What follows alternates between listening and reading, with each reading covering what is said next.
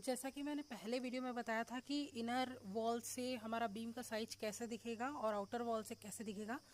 तो देखिए 9 इंच का जो ये बीम जा रहा है उसके लिए 1 फीट की ये पटनी बांधी गई है और उसमें से जो 3 इंच है वो वॉल के साइड से उसको नेल किया गया है। देखिए है ना, तो इसके बारे में मैं बताना चाहूँगी। जैसे कि स्ट्रक्चरल ड्राइंग और कैलकुलेशन में हमेशा टोटल डेप्थ ली जाती है।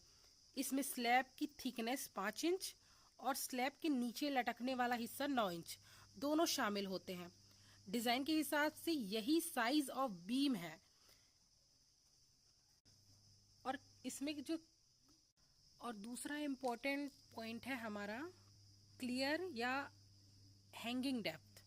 पहला था ओवरऑल डेप्थ और ये था सेकंड क्लियर या हैंगिंग डेप्थ। तो ये है क्लियर और हैंगिंग डेप्थ जो हमको बाहर से दिखेगा। ये जो 9 इंच है यही जो हमारा है क्लियर या हैंगिंग डेप्थ। इसको बोलचाल की भाषा में लटक या ड्रॉप कहते हैं। ये वो हिस्सा है जो स्लैब ढलने के बाद नीचे से दिखाई देता है। फोम वर्क और बीलिंग, जब आप शटरिंग फोम वर्क लगाते हैं या कंक्रीट का वॉल्यूम निकालते हैं कास्टिंग के वक्त, तो बीम की टोटल डेप्थ 14 इंच ही भरी जाती है। बीलिंग में अगर आप आरबीटी मतलब रनिंग बीम टोटल निकालते हैं तो टेक्निकल स्टैंडर्ड के हिसाब से बीम की depth top of the slab से बॉटम ऑफ द बीम तक काउंट होती है।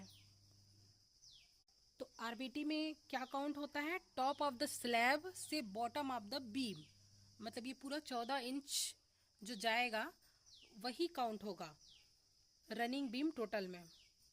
तो कुल मिला के मैं आपको ये बताना चाह रही हूँ, जैसे कि 9 इंच का वॉल है और ये 14 इंच का ये पूरा बीम जाएगा, है ना। तो अगर कोई आपसे पूछे कि ये कितने का बीम ढल रहा है तो आपको कहना है कि ये 9 बाय 14 का बीम ढल रहा है। केवल आप 9 इंच का अगर बोलेंगे, केवल 9 इंच का ढल रहा है बोलेंगे ना, तो वो ड्रॉप हो जाएगा। सिर्फ उसका ड्रॉप माना जाएगा। वो ये जो नीचे होता है वो ड्रॉप है, सिर्फ उसका ड्रॉप माना जाएगा। तो अगर आपको एग्जैक्ट साइज बताना है यहाँ कितने का बीम साइज डल रहा है तो आप बोलेंगे कि 9 इंच का जो ये है 9 बाय 14। आशा करती हूँ आपको ये क्लियर समझ में आया होगा।